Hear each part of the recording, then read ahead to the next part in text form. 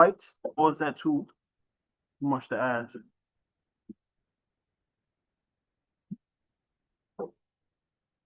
Can I hold one of y'all lights? Hold one of your lights.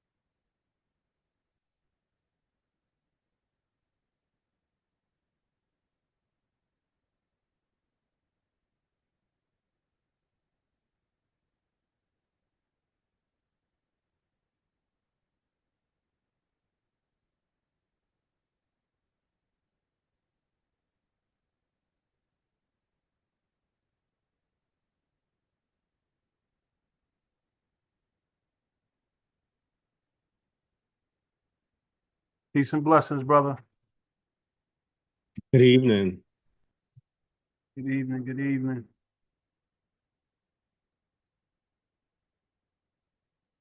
So, of course, we're allowing brothers to be brothers tonight, but most likely, I'm gonna start the conversation, and I guess they'll add on once they come on, or you can add on as well. You see fit. Can't hear you. No problem. I'm here.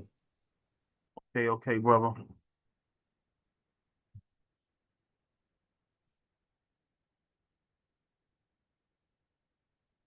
Hey,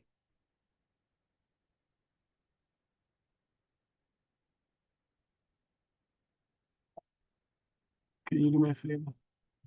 You aim that fan this way.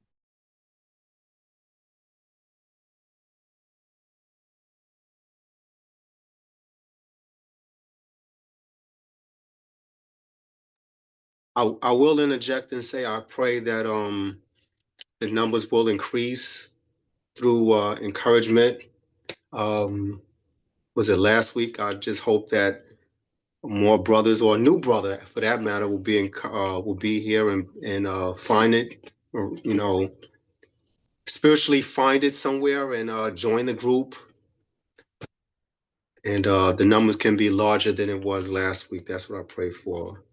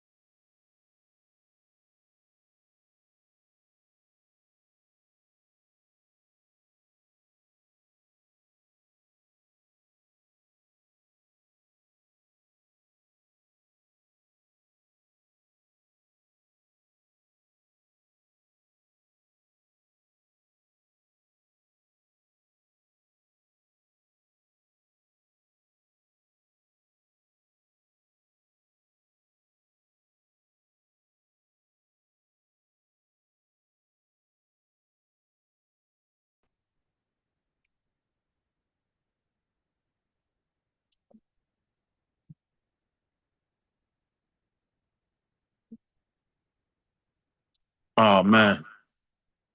Okay. Peace and blessings, man.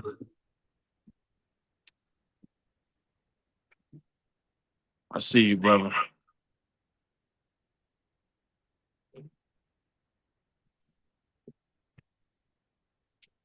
So tonight I'm gonna just start off with the conversation because it seems that if we wait for other individuals to join us, it'll be an all-night process.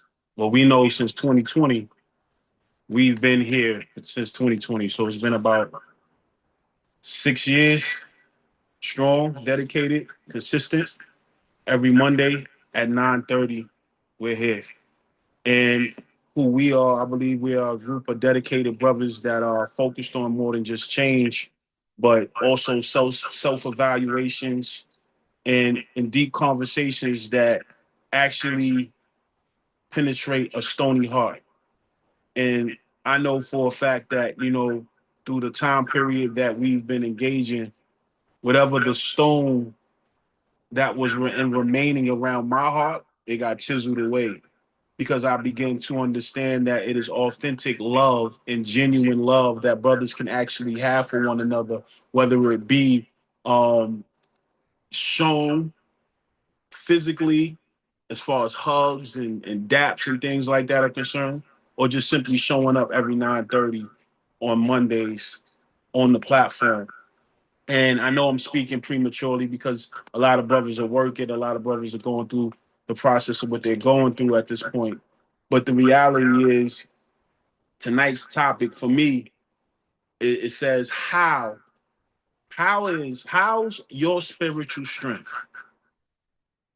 in this time and in this moment in your life, when we understand that we can eat 3 days, 3 times out the day, some of us, right? Some of us still eat breakfast, lunch, dinner, and then the intimate snacks in between each of those meals. But we don't really feed our spiritual man, but we'll eat and feed our physical man.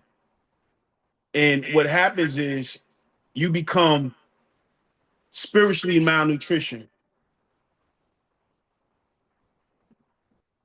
And brothers who become spiritually malnutrition, they fall victim to lower vibrations and information that really is not going to edify their spirit to where it need to be edified at, because everybody's appetite is different. And for me, I know that my appetite spiritually, I'm just I gotta consistently pray. I gotta consistently meditate on positive things, even when negative things are around, even when negative things are going down. I have to be the one to sit and really meditate on the positive stuff. But the reality is being acknowledgeable of the negative things that are around when they are around, because sometimes people are so complacent that when the negative things are around, these things are normal, so they don't really have anything much to say about it because this is normal to me. What do you mean? You know what I mean? So for the most part, having an understanding is first having that reality check to yourself on where you want to be at spiritually. Do you really have to die to experience heaven? Or do you allow those heavenly thoughts to manifest in your reality today by not focusing on a lot of the stuff that we can be focused on as men? And that's not saying that we'll be escaping our reality, but it's really calling it into existence. Things are not as they ought to look, but yet they are what they will be, providing on the fruit that comes from out of our hearts through our mouth. So I've watched very often brothers speak a foul reality into existence, and they speak these things into existence as if the words that they're speaking has no power.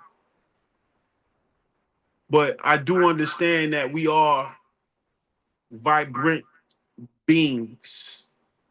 And since we are vibrant beings, that means we at high frequencies. So when we awaken in the wee hours of the morning, early in the morning, we already at a high frequency. We drink some water, we good money. Like that's the energy, like the gas in the car. That's the water is the H2O in our tank. That gets us going. But the mindset is very detrimental that we keep a focus on the nutrition, the spiritual nutrition that we're giving ourselves. I don't know how important is it to you guys to just find a couple of passages from out of your Bible or your Quran, whatever it is that you read throughout the course of your day. 10 minutes, 15 minutes, and really just meditate on it. For those brothers who joined the, the Saturday morning uh groups, y'all would know that every Saturday we are given a meditation scripture for the week. I think we should have a meditation scripture in our homes that resonated in our hearts for our family. And whatever that scripture may be, we should be able to express that scripture to your wife, to your daughter, to your son, and even have them, what do you think about the scripture for the week for the family? And this is coming to me as I'm actually sitting here talking to you, brother. So I know this is instructions for myself as well. Yo, Kenny, that's a great idea. Um, I advise that everybody do have a spiritual scripture for once a week or whatever with the family. Mine's is Psalms 91 for the week. And yeah, that's a great way of bringing the families, getting all things that's out of that don't belong in your house, out of your house. This is your kingdom. But my bad for jumping in, guys. Good afternoon, good evening for some of us. Yeah, most definitely. So we just gotta be. I mean, I appreciate that. Sometimes when it's in you, it's in you. But when you move forward, we'll throw our hand up, and I'll definitely say, "Yo, boo, you can interject." So I'll have that pause and thought. But for the most part, brothers, I tell you this, man. We are at a time of, I already told y'all, spiritual warfare, but the warfare is even the more increased and intense during these days and in these times right now. And I believe that we have to be more aware of certain things a lot more than just normally, right? Just no, when they just told you certain things are happening in the Middle East, in the war, certain things are happening in Russia, Ukraine. There's certain things that's happening globally that we have to even have time to pray directly about these particular situations. Focus prayer, should I say? Because I know that all things, not some things, but all things can be changed in prayer, by prayer. But for the most part, brothers, I mean, we at a place right now where we have to be able to identify when our tank is low. And I think for me, I realize my tank is low is when I stop praying consistently, when I start missing my 5 a.m. prayers and it becomes more regular. And when there's certain things that kept me on my dean. When I say dean, I just mean my y'all know what that is, right? Yeah, so that's it's just being where I need to be right now, on post, because we have so much stuff happening in our communities that we as fathers, we have to be not only aware, but we have to be alert, and we got to stay alive in order to get the job done. Brother, how well?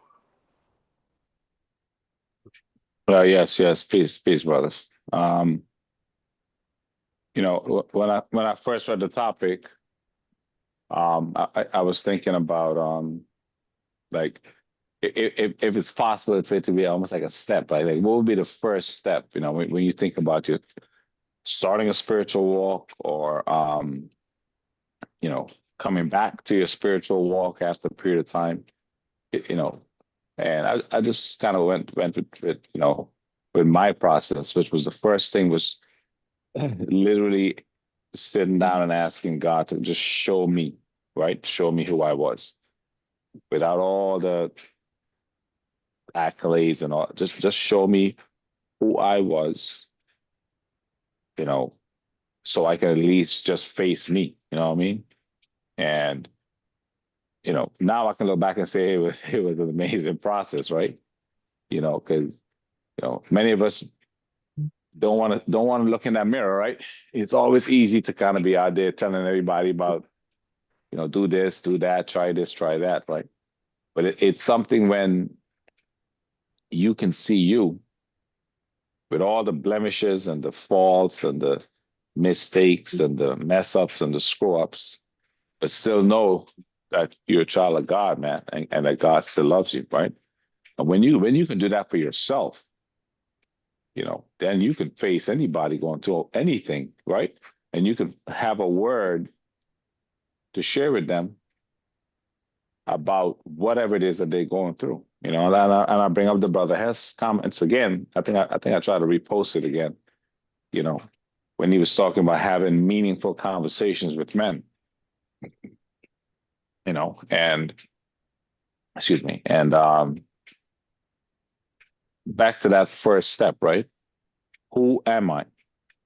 Because that's a big thing. That's a big question that a lot of people, when you ask them that question, the first thing they come up with is usually something about what they do, you know, where they've been, you know, where they're from, you know, some title that they have, some degree that they got, and they start identifying themselves by all these tangible things, opposed to connecting themselves to the Creator, you know. Right. And I think from that mindset, I think you can create a foundation um, with how you want to start looking at you and growing from that place, you know. And like you were talking about before, you know, I question, you know, what a I think we talked about it before. What a connection with God looks like. Is it ever a disconnect? Right? If we look at prayer as a moment in time to connect with God, but we always supposed to be connected with God. So should we always be praying? Right? And what does that actually look like? You know, most of us know praying as a period of time, you know, we kind of pause, you know, close eyes, you know, speak out words to God, right? But we also know about the silent prayer, whether, you know, you compare with a form of like meditation. Um, but I will say this, every man, every man has got to know what God's voice sounds like to them, right? You got to get to a place, and this is to get there. It literally means you got to have conversations to know conversations with God in your quiet time to learn His voice, whatever that you know. I describe it almost like a voiceless voice. It's like an awareness that comes over me when I'm looking for or seeking. And maybe for everyone is different. Maybe that's a topic we should talk about it. What does God's voice sounds like? Because we all know right now in our heads, there's probably about 10 different voices, about 10 different voices telling you all kind of stuff about what you got to do tomorrow, the next 5 minutes, what you did yesterday, what you got to do 5 years from now, if you're alive and if you, right? So all that is noise. But what is God's voice sounds like that can drown out all the others? And you can know as you start to build your spiritual life, who's actually talking to you. Right. You know, because I'll just say this real quick for a pause, you know, because Brother Kenny talk a lot about the deceiver, right? The evil one, the devil, and how that voice, right? how that voice can sound like, you know what I mean?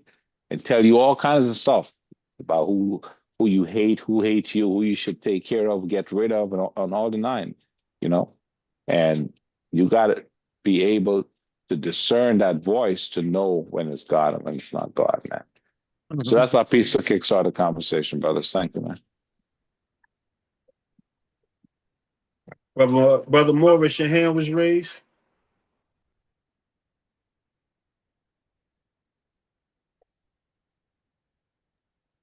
Gotta take yourself off mute, brother.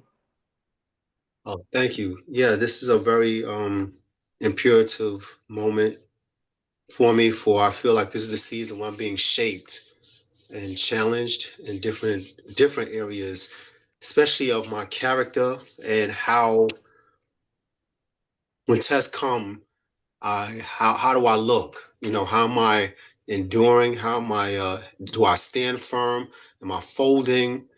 Because I'm being watched. I'm being watched not only by God, but I'm also being watched by my daughter, my wife, my kids in general, and also people that know of me. I kind of think that, okay, when I do certain things, am I an individual to be counted on? You know what I mean?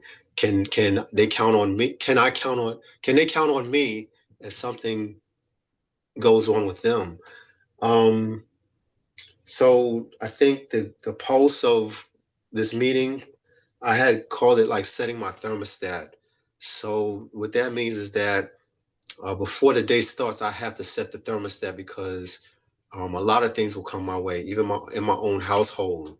I'll be challenged by my kids and my wife. And so what that means is that I have to carve out personal time to pray and get in the word because he's the only one that I have to prove. I mean, he's the only one that I have to get approval of, excuse me. He's the only one that I have to he lifts me up, you know. So it's like what I heard. If you start your car, it's like when you go outside, you set your thermostat in your car, you know, for it to be set. So if it's cold outside, you have the temperature in your car to be set at a certain temperature, and you know that's how I have to set the day because a lot of things will come my way, and I have to be strong. I have to have a positive attitude and have it and persevere no matter what. And so I have to realize that I make myself hot. You know, people can't make me hot. I make myself hot. Um, and I also know that whatever happens, it doesn't affect my whole day. That's just a moment. I have to say, okay, this situation happened. Don't let it affect my whole day. You know what I mean? That was a bad moment, but it should not affect my whole day.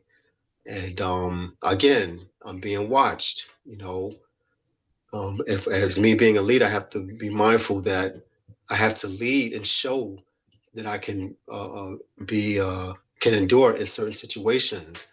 If my wife needs me for certain areas, I need to be have to show that I got her back, and she could trust. She I have to earn her. I have to earn trust in that area. Also, um, to make my spiritual walk stronger, I had learned recently that I have to eliminate 10 things from my life because I'm piling stuff on, but I'm not throwing anything away. And so I literally wrote down 10 things that I need to get rid of so I can become stronger. One of the areas is um, eliminate songs that have curses in it. You know, I need to clean that up because you can't trust me. Like, if you want me to be there to like pray for some young kids or something, like you would be like, yo, Morris he ain't all the way there. We ain't ready for him yet. He's not at that point to be strong and stand firm. So I looked at that stuff. I'm like, okay, I need to carve out social media. I need to carve out sugar, you know, that brings a lot of anxiety and slumber in that area. So I'm just working on areas where I need to get rid of stuff, not pile on bookmarks here and reminders there and positive quotes here. I got 80 of them in my phone right now, but what am I taking away? What areas do I need to remove? so I can be better. So I think that's all I have for right now. But I appreciate your contribution though, but you said my spiritual walk, strength to get strength in my spiritual walk. I like that because that's the direction of the conversation. It's saying, you know, how's your spiritual strength? It's like you're saying, it's more than just your temperature, but it's really acknowledging that your spiritual walk has everything to do with strengthening what needs the strength. Brother Dwayne. Yes, sir. Both of them, Brother Howell and Brother Morris. See, Brother Morris has realized that it's all about being what is it? A thermostat and not a thermometer. Whereas you set the temperature, you don't allow the temperature to affect how you go through life. And many of us, we allow the temperature that we are dealing with to change who we are innately. You know what I'm saying? So you got to realize and stand on your square and don't allow anybody to push you off of that. Because there's so many people that are out here trying to push your buttons to get you to act a certain way or not act a certain way. So that's very key. And that's the level of maturity when you realize that. And with Brother Howell, you saying about how to know God's voice, you know, but he says it. He said, because my people, they'll know my voice, and a stranger they will not follow. Because what happens is the more that you study the word, the more that you'll know and you'll be able to decipher whether or not this is all fact or fiction. Because a lie and a truth is the truth, but if you put one lie in it, that's not from God. You know what I'm saying? So what the devil tries to do is he'll give you what I call a lie sandwich. He'll give you two truths and put a lie in the middle of it, and then you get distracted and get turned to, you know, then you realize that, oh, before you know it, you're in deeper than you thought. So it's just a matter of we gotta continue to build each other and to have forums like this here where we talk to each other about the things and realize, you know what, there's no shame in not knowing. You know, the shame is in not wanting to know. So we have to study us for ourselves, you know, study for our own self-approval, and you get it, and then you know more. And the more you scratch, the deeper you get, and the more engaged in the word that you become, and you realize, wow, this thing is powerful. And it's so powerful. A big thing is we get caught up, and a lot of us, we get caught up in tradition. Well, this is what mama and them always did, but sometimes mama was wrong. Sometimes she was wrong.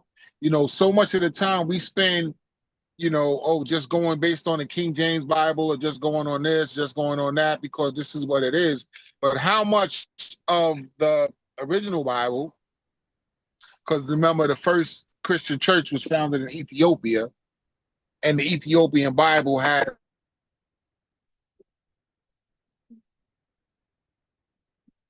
pay attention to, but the Apocrypha, you know, because the King James Bible, King James was a messed up individual. But in any event, what happens is those other books of the Bible, they were taken out by the Council of Nicaea.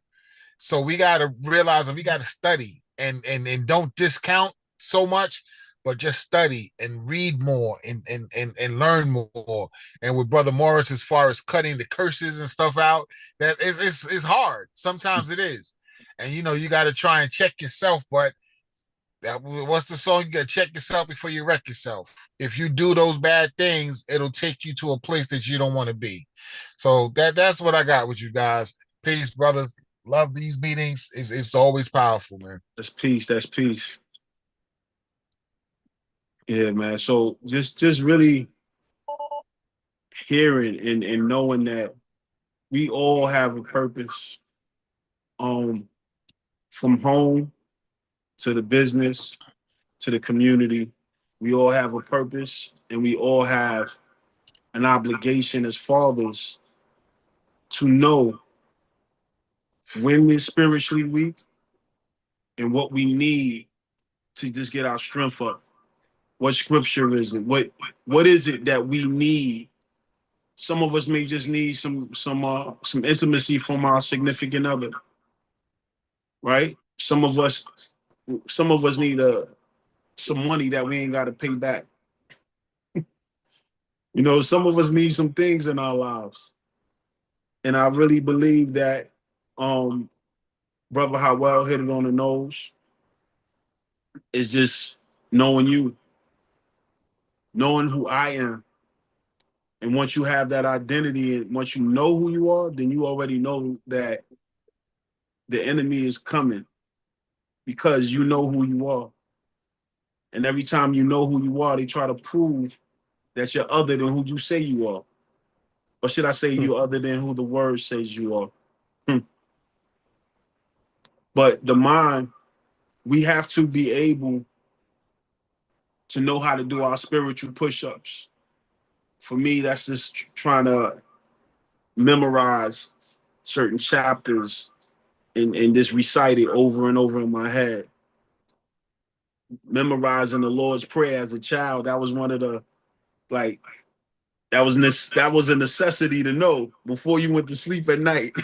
Our Father who art in heaven, hallowed be thy name. You had to go through that. For me and my grandparents, or should I say, I ain't even gonna say parents.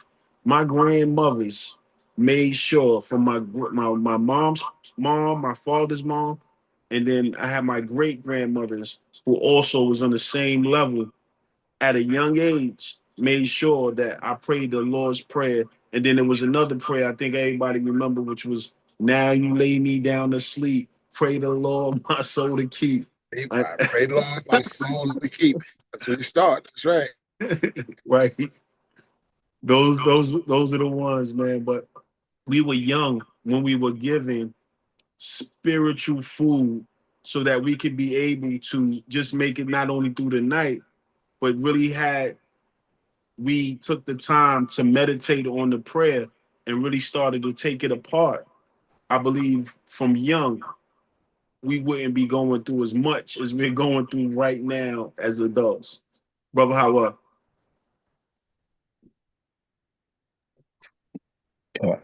Yeah, man. As you were talking about, the challenges and the noise, I had a question. I guess I'll pose it as a question. What happens first? Is it the things that we're seeing around us? Are these things happening first in the spiritual realm and then the physical realm, or are they happening first in the physical realm and then the spiritual realm? That was a conversation that one of the I think one of the ladies or the fellows in church brought up, and we were discussing that, and the consensus came about it as everything that we were experiencing first here in the physical realm, we've already experienced in the spiritual realm. But on the folks in the call, what's your take on that question? There's more unseen than there is seen. Right. And battles, again, I believe, again, I'm not a theologian, but that it says we wrestle not against flesh and blood, so this is the whole thing, that it happens there and then it comes. So it's like, how you say it, it's From nothing into something. right. So you just gotta, the battles, we have to learn to pray through them and pray for guidance and seek, as you say, seek my face, and and that's what it is, and lift him up Eat and first the ask him for kingdom of guidance and God and all direction. its His righteousness will be righteousness, added that's right, unto and you. all other things that we added unto you, that's right. So these are the things that we have to. This is not always easy, but that's where we have to feed our spirit man more than we feed our physical man, because what you feed will grow and get stronger, and what you starve will die. Like Brother Morris with feeding, but I'm not going to listen to that nonsense no more. I'm not going to do that no more. Then eventually your taste for that type of lifestyle will wane. It'll leave you alone. Like who was it? It says that he'll always give you an escape, and if you resist the devil, he will flee. So Yeah. these are the type of things that'll have to happen. But he's not going to just flee initially. So he's going to come at you in a bunch of different ways and try and figure out what it is that you like. So you like this here. So this is what I'm gonna hit you with this. I'm gonna hit you with that. With the different things. But once he knows that listen, I'm not gonna be moved. This is my bed, and this is what I'm gonna like. This is what I'm gonna stand on, and I'm not going nowhere. So my faith is strong, and I'm pushing through, and I'm just going to believe that he's going to guide me in the right path. And it's up to you to have your ear open to his voice and not get drowned out in the roar of the world, because the world is loud and is rah rah rah rah rah, but God is always speaking to you in that low, subtle voice. But it's up to you to tune your ear to him so that you can hear it and that you can receive it and that you can allow it to minister to you and work on your heart and your well-being. So I'm at peace. That's fruitful, brother. Very fruitful. But also, just in addition, to add on to what brother Howell was saying, I said a long time. I said it in one of my songs I recently wrote.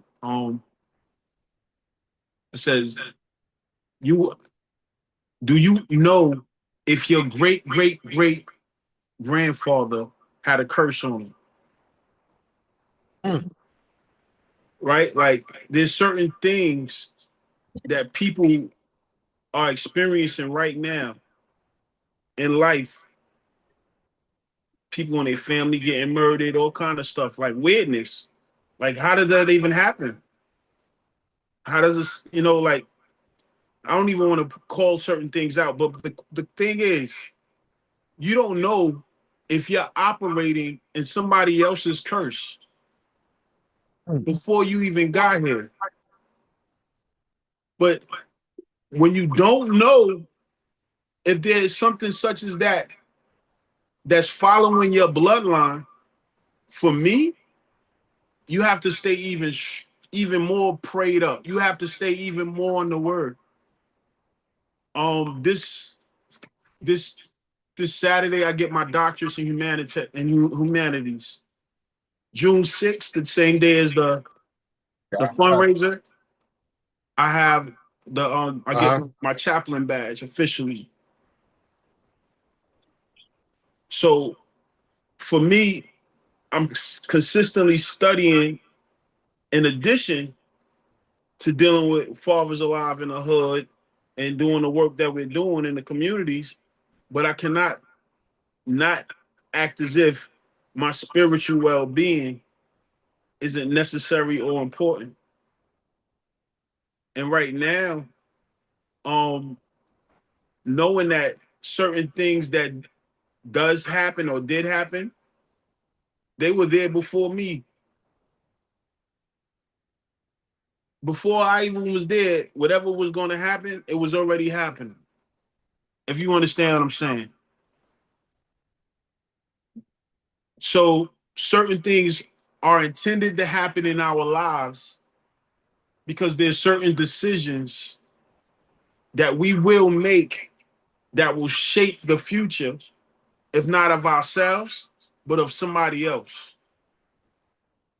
So very often we have to understand that the spiritual warfare that we do go through, we gain wisdom from experiencing, going through the process, growing through the process, making it through, being able to say, yo, bro, this is how I was messing up in my marriage. And and I got it right, bro. Or, yo, I didn't want to discipline my child in such a manner that I got disciplined in when I was young, because that was not too far from the slave owner. How I used to get whooped with extension cords and every other object under the sun. So I had to know that it was very important for me to identify what is it that I need to be able to continue to move forward instead of being stuck backwards. And I know a lot of people may not understand what I say stuck backwards, but I tell you this, there's some things that happened in the past that we don't know how to let go. And they weigh us down spiritually. They weigh us down to a point where we just keep on holding it. We hold it more than the person who we offended. And we don't know how to let this spiritual weight down. Let it off of us. Yep. And I tell you this because it breaks you, bro. It breaks you. It breaks you because it never lets you believe that you are stronger than what you've already become. Yep. It'll keep reminding you that you were weak at one point. You still that weak. Y'all can fill in the blanks. Yep. So it's like we at a place where the attack is not only relevant, but is prevalent to the future of our families that we lead. Because if we make the wrong decision out of an emotion, because I was feeling this type of way, you made a decision that could pretty much damn your family. Yep. Brother Morris. Yeah, I have a question because if this is what I think it was, then I might have to respond. Brother Johnson, did you put that picture up to show that it's a trap? Like that's what we used to eating, and that was supposed to be a No, that's just I'm driving. I'm in the car, so it just popped up. So I got to change that screenshot. That's all. Okay, because I actually had a response to that because I thought if Okay. that was what we were raised to eat, I had a response to that. But Okay. I guess to say I guess based off of what you said prior, when we were raised to say certain prayers, the old fashioned, now to lay me down to sleep, that right there was my beginning, Oh, the of kids, right? beginning of prayer. And, that's the most humblest prayer ever. When you're a kid, you're saying, if I should die before I Oh, wake. wait. That was And, vicious. yeah, and my wife, my wife tells me, don't say that one to our kid. Like you're humbling yourself. You're showing love, humbling 101 that there is something higher than myself. You have to, we have to let our kids know this because Yep. we are our worst enemies. We have to let them know that the feelings that we feel, even as a kid, these are not our feelings. And so that handshakes with the serenity prayer also. When we're in our day to day, we have to ask, grant me the serenity to accept the things I can't change, the courage to change the things I can't, and the wisdom to know the difference. Those two things are like mentally embedded in my brain. That number one, there's a higher power greater than myself, but also I can't change. I am not God. I'm not. I cannot. I can only do what I can. And when I'm in the warehouse, I get shaken by certain spirits in there, and then I have to remind myself that serenity prayer, to accept the things I can't change, and the courage to change the things that I can, and the wisdom to know the difference. That's right. And uh, yeah, just that just keeps me grounded. So that makes me say, who do I think I am for me to judge anybody that I'm Amen. looking at or that are pushing my buttons? I have no right at all. I have no jurisdiction. I have nothing. I have to give it up because they're going to make me bug out, and I cannot let them do that to me. I have to stand firm. And at the end of the day, I feel much better because that's what I feel. I can't change that stuff, but I know what I can do within my heart. I know that I can check in with for example, Brother Howell, hey, XYZ is going on. I need you. And he'll be from the outside looking in saying, okay, Morris, let's do this prayer. Morris, stay grounded in this department. Copy 10-4. So that's all I have. Yeah, That's good. Go ahead, brother. I had a question. Brother Mark, you kind of skipped over something that really grabbed my attention, man. I think you were mentioning that you would talk, it's something that you were talking with the kids, and then you mentioned about we need to let them know that these feelings that they're having are not their feelings. I don't know if you remember. It's about like maybe 2 minutes ago. Do you remember what you meant by that? We have to let the kids know that these feelings are not their feelings. Well, I was saying that part when they say, if I should die before I wake, I pray the Lord my soul he takes. I don't think they're spiritually mature to know that, but we have to let them know from day one. As they Yeah, get older, they'll understand it. 100%, man. Yeah, yeah. When you said that, um, along the lines of teaching the youth, one of the I think the wake up calls modern parenting, I think, is getting right, and it caused a lot of the older folks to go like, these kids are maturing much faster than they used to. I don't know if they're maturing much faster than they used to, or the fact now that modern parenting is allowing the child to speak up earlier, or voice their opinion earlier, or share their thoughts earlier. And because the parents, if done in the right way, you can start having these type of conversations where your kids can feel comfortable asking you, what does that mean? And you can actually have that conversation, right? The worst is, when Brother Kenny was talking about grandma, it was just me reciting some stuff, and if I got it wrong, I might get a little tap or two. Like, that's not the verse, right? But there was really no conversation, right? There was really no conversation, for the most part, right? It was just like, the kind of parenting along the lines of the kids must be heard and not seen type thing, which there was a time and place for that too, right? But I think part of the modern day parenting, which I think is better, is allowing your child to be able to express their things. And then us being mature enough to know that it's not just one way to talk to everybody, right? I mean, when you talk to a child, you have to adjust. You have to be able to break things down if you can, right? Because sometimes, and I think that was a challenge back in the days. Grown people don't want to talk child, right? Grown people just want to talk grown people. So when the child comes to stuff, you might know the answer, like, get away from here. You're too young for that, right? But now, right, I would say most of the parents on here, right, you're able, and you have to be able to break it down to a third grade level or a second grade level, right? And the great thing is you got some assistance now with all this darn technology to help you do that. But when you were talking about, these feelings are not our feelings, meaning from a kid's perspective.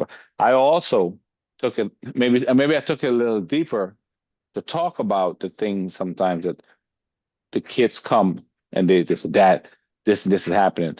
I feel so like this is something important that I should try, or I should do, or I should pay attention to, right? And I hit them with hey, is that what you just shared with me? I get it that you might think that's so important, but I want you to just give it a little bit of space, and give it a little bit of time, and see maybe in the next 2 hours, or sometimes I say 2 days, if that thing, whatever it is still even on your mind. I know right now you're like, oh, Dad, I want to get this so bad, so bad. I want to get it. It's the most important thing. And then in 2 days, I come back to you and I said, hey, nah, Dad, I'm good. I'd be like, all right. I mean, all right. That's cool. That's cool. So again, Brother Mars, appreciate you sharing, man. But yeah, the one thing I'll say, brother, as you're talking tonight, you know, you definitely remind me of that period when I really started paying attention to myself, man. Like paying attention to my thoughts, paying attention to, to how I carry myself, and paying attention to, you know, all these things that are going on in my head that's telling me that, I'm good, or I'm not good, or I'm horrible, or I'm a good parent, or I'm a bad parent, or a good husband. Just really just sitting with it and kind of going through that same process that I just told you with the kids. Whereas I have this feeling right now. What do I do with it? Nothing. Nothing. Just let it sit. And if a day goes by or an hour goes by and I'm still having this feeling, then maybe it's something I should pay attention more to. But usually a couple hours, definitely a day or two. Usually these things that I think is so monumentous just fizzled away, and I'm on to the next thing. You know what I mean? So yeah, brother Mar, I appreciate you, man.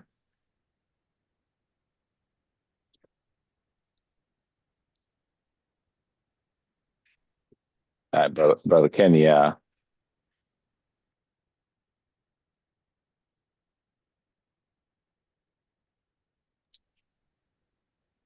Hey, brother, Mhm. who? Yeah, I'm here. I was just No, you good. You good. fixing my mic over here. We always hop in. Hey, I must say this though, brother Dwayne. That Yeah, that that that profile photo has been the talk of the town for the past two calls, man. So I yeah, don't know. You I gotta take that one. got.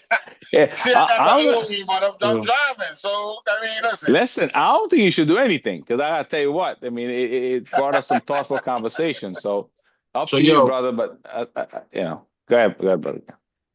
so one of the things that I did here is sometimes you don't have to care what other people think or say about you. Just be devoted to who you are.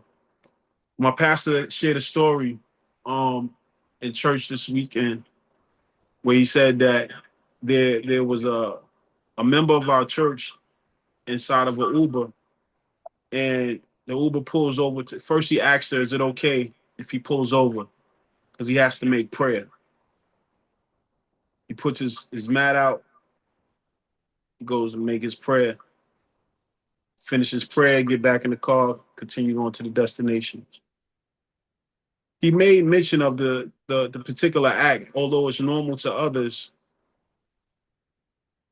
it becomes unnormal to individuals who may not know the intensity of other people's beliefs or religions. And a true Muslim is making 5 prayers a day.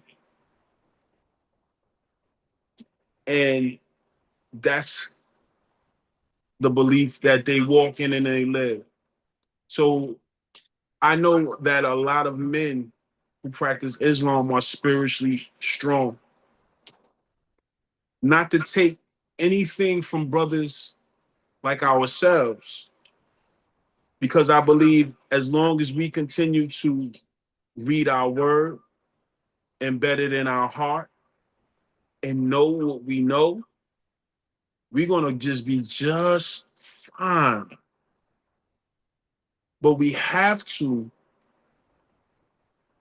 continue to feed ourselves the right information, being around the right people, to understand that if you're around the wrong people, you become spiritually drained a little bit faster than normal.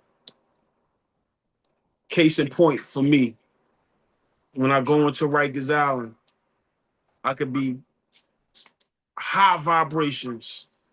High vibrations when I get up in the morning, knowing that my day is good. I probably, went to the gym that day early in the morning, started my day off good. I go inside the jail. I go through about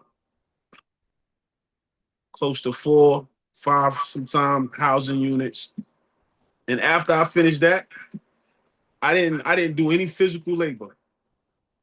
But what I did was I exerted myself by my voice, by my presence, by my information that I shared. And once I walked out that jail, it wasn't I didn't feel as strong and vibrant as I did when I walked in.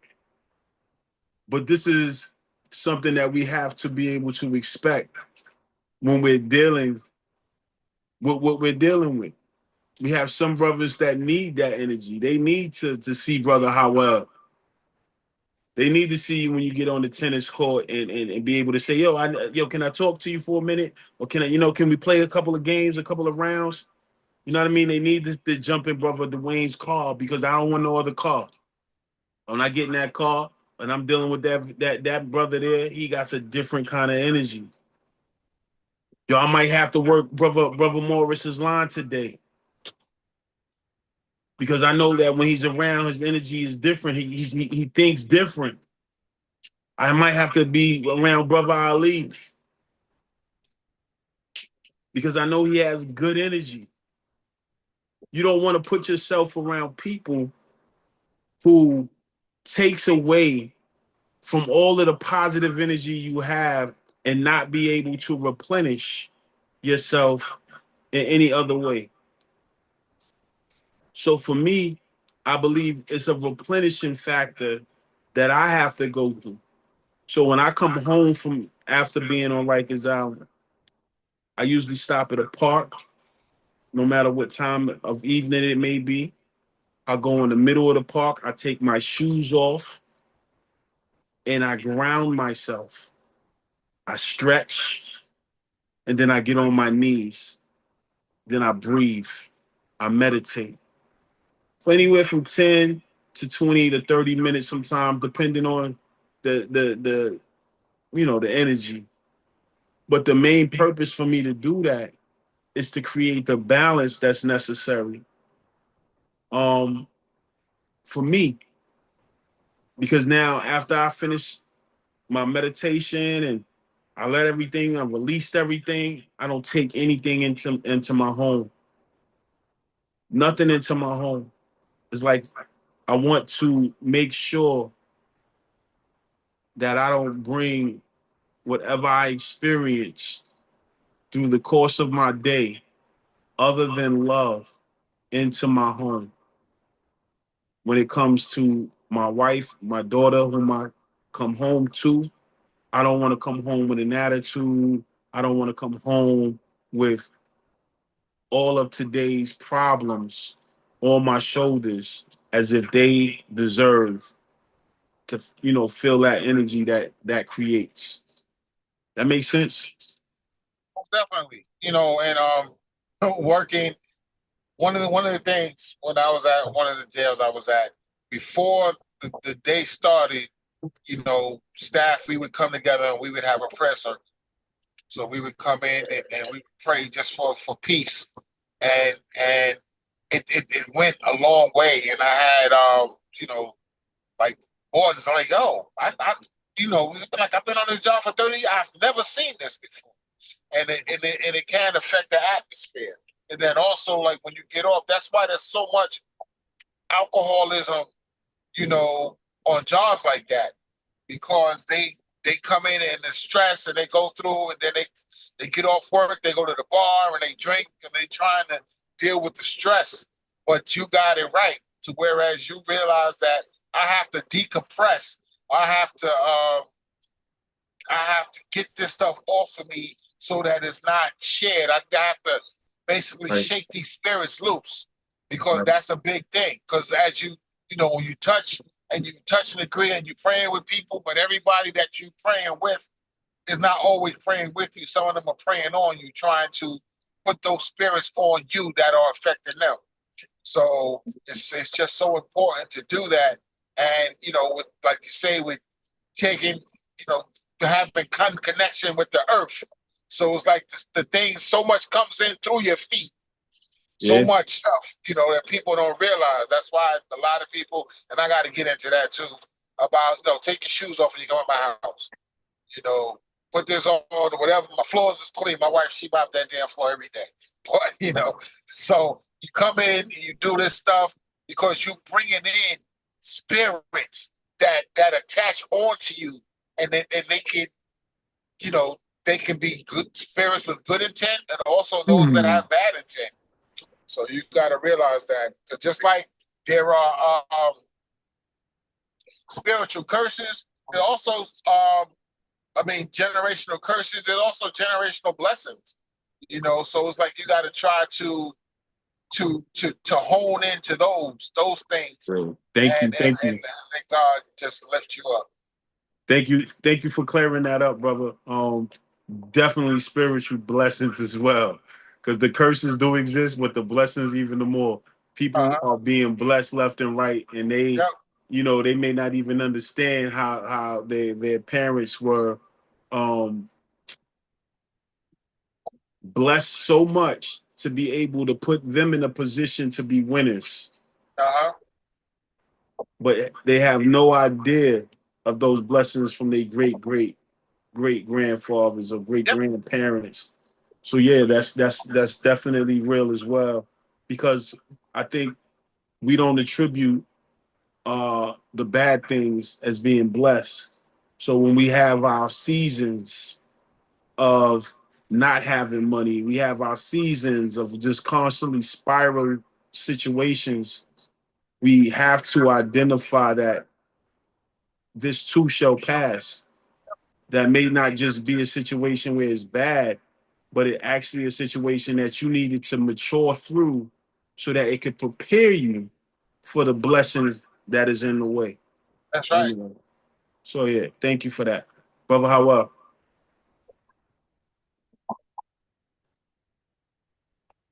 Yeah. You know,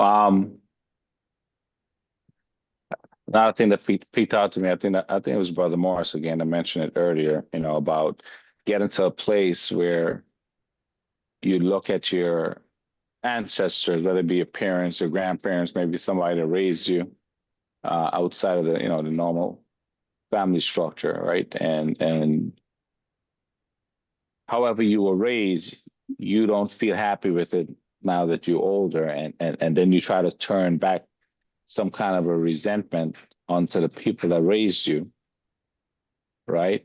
And he was saying, you know, like how dare me as a person go to anyone and call them out for what they did, or have some feeling of resentment towards them, you know.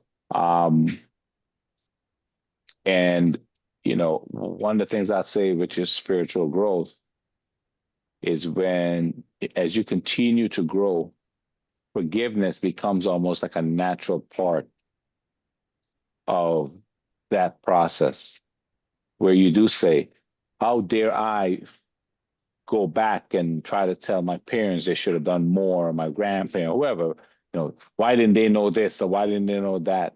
You know, how dare me? Because they're doing the best that they can. Like I'm trying to do the best that I can.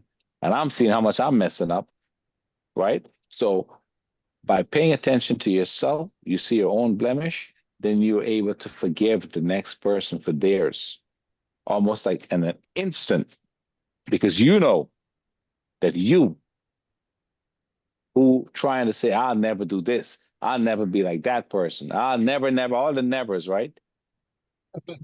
And then you go do it, and then you do it again, and then you want the good Lord to come down and forgive you, right? When you say the Lord's Prayer, right? But then you can't turn around and do the same for your own brother. And I know for me, it's very, very simple. If you can't forgive the one you can touch and see with your physical eye, and you want to come to me and tell me that, you know, I can believe and have faith in the one that you can't touch and you can't see with your physical eye, right? It's hard for me to believe that you're going to come and say, I love God, but you don't love your fellow man, right? I can listen, you know, I can forgive myself and God can forgive me, but I can't forgive my brother. When you know you've done probably worse off than what your brother did, you know. But yeah, man, I mean, it really is something, man. Again, you know, when pay attention to you identify yourself from the right place, man. And then all these things that are so hard, these conversations, these identities, right? These challenges that we call, like these difficult conversation, all these things just become another thing that we just do, another thing that we just do, and we'll get the remarks, right? Yo, brother Kenny, how can you how can you how can you how can you go into this place with these people that were just throwing feces around one another? How can you? That guy's a murderer. That guy raped 10 people. Oh, look at that guy. He killed his parent, right?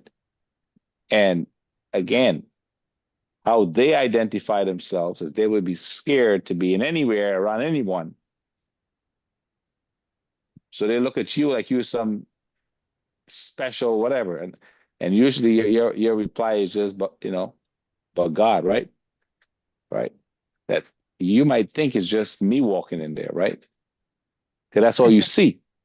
Right? That's all you see. So yeah, you're reacting to it like, just flesh and blood in operation, you know.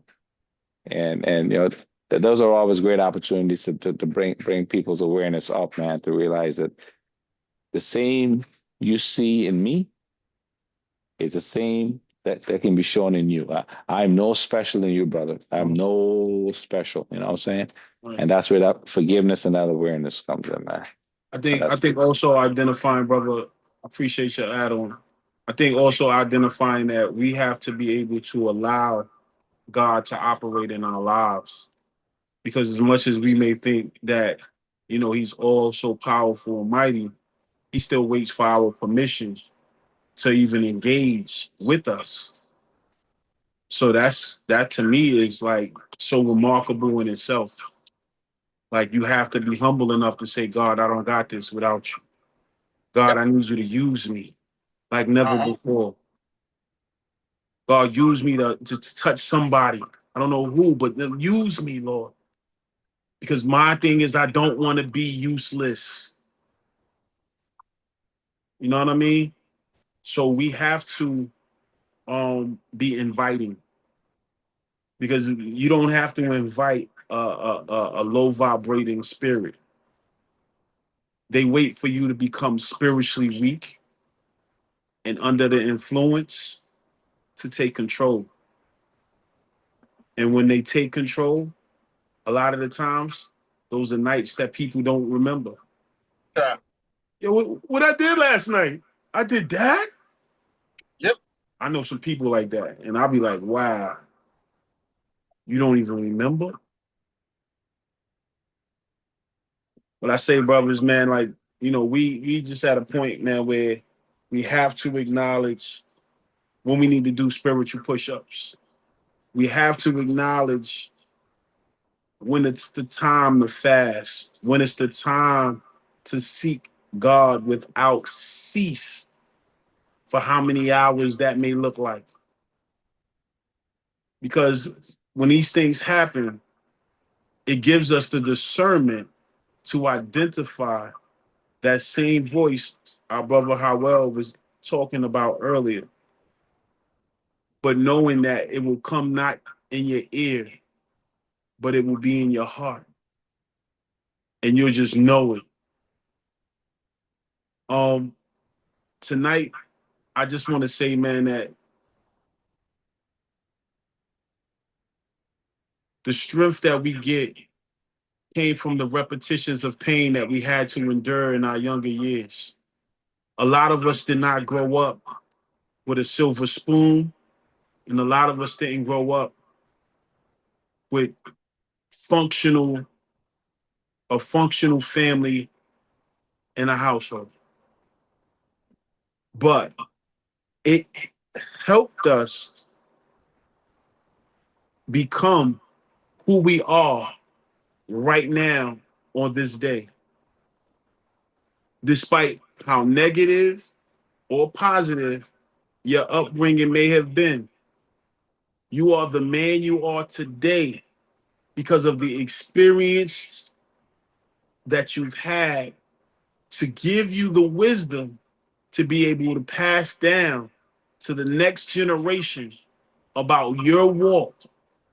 So when you can identify the walk you had and the route you were on, it should give the next brother or person that's listening the understanding that the route they're on, it too shall pass.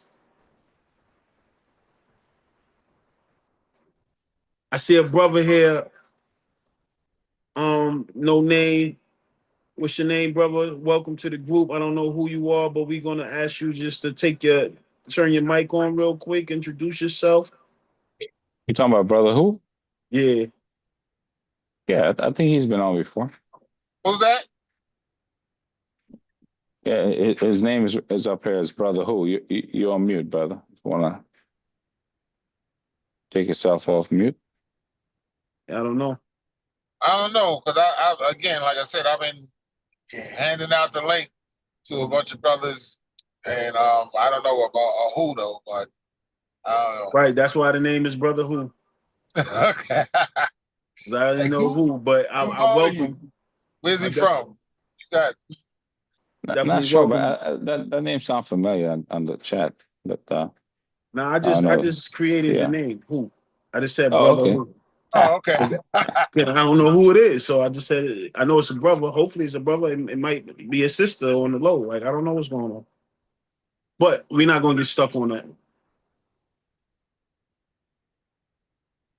But since Right. we'll give them 10 seconds to identify themselves, and if not, we're just going to have to place them in the waiting Gotta room go. respectfully. Yep. I don't know. I don't know. I mean, a brother down here, he's in the sheriff, actually, he's a sergeant in the Houston PD. And I was talking to him about the different things with faith, and we was like, we gonna hook up again and share information. I met him at a different church because I went to a different church just to visit this week, and there's a lot of good positive stuff with that brother. So and he was like, "Whoa, that sounds phenomenal." So see what happens, how we can again expand down into the Houston area to see what's going on. But it's a lot, man. A lot of people that are trying to do good things and to change the trajectory of our youth because it's a Yeah, madhouse out here right now. But I don't know if y'all heard that in San Diego, they shot up a mosque, killed 3 people there, and then down the road a bit, they found a car that had 2 dead teenagers in the car, and they saying they were the alleged shooters, and they had like hate speech written all on the weapons and all on everything else. So Satan is busy, man. God is real, and we gotta, this nation is in it's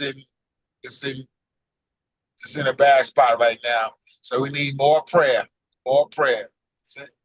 My yeah, people, call by my name, will humble themselves and pray. So things yeah. we got to do. Definitely need more prayer in action. Uh-huh. And Brother Morris. Yeah, I like when you said, Brother Kenny, earlier, you were saying, even though we were raised a certain way or, uh, doing certain things, there's really no excuses, because we have a mission to uplift the youth and uplift our community in spite of, I would say that, recently, I would say, I was raised around eating soul food for this long, and he's like, it's like you still on milk, like you didn't get to the meat yet, like you're a grown man and you know what's right, you know what's wrong. You shouldn't make those past things your excuses. It's time to evolve. You could say that in perspective of how we eat and or our behavioral issues or any hurts, habits, and hangups that we all had in the past. We can't carry that over. We can't make we cannot necessarily say generational curse is an excuse. We are a new creation, And, I have to utter one day at a time, one moment at a time, and move forward. And, get off that meat and, get off that milk and, take meat. Get off that sugar and live right so you can live for your children and be an example for your children. So I just like the way you said that, generational curses and all those habits and hurts. I know it's right and I know it's wrong. Well, that's peace, brother. And since you the, I believe, the last comment, man, would you mind taking us out in prayer, brother? First off, is all hearts are clear, all minds are clear? All clear here. Um, All right. God, Yes, sir. God, just grant us the serenity to accept the things we cannot change.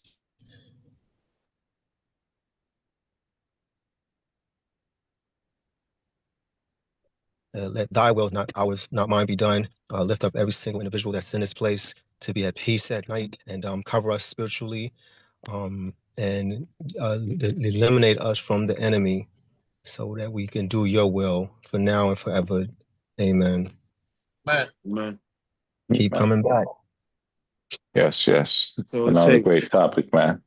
Where two or more gather, right, brother Kenny? We don't need the big That's numbers, it. man. listen, That's it. man, The impact, we have man. Last we couple of conversations. five deep over here. Yeah. It'll come. Every time we miss a meeting, it take a minute for the momentum to build back You up. realize that it just take Some one meeting. It'd be like 20 guys on the line. We miss one meeting and then we back to this. Yep. Like if Yeah. we're not consistent. But it's all good. All good, Yeah, brother. Yeah, man. All right, y'all brothers have a blessed night, man. Until Yeah, next you week, will. I will No see doubt. you. Yo, listen, all the flyers that y'all see, please Okay. repost them, share them with people. Because Uh-huh. we even if you may not show up, just share it. They might be somebody that might want to be a donor and say, you know what? Right. We need sponsors right now for the Fatherhood Yeah. Cookout. We need sponsors for everything we're doing right now. Trust. Gotcha.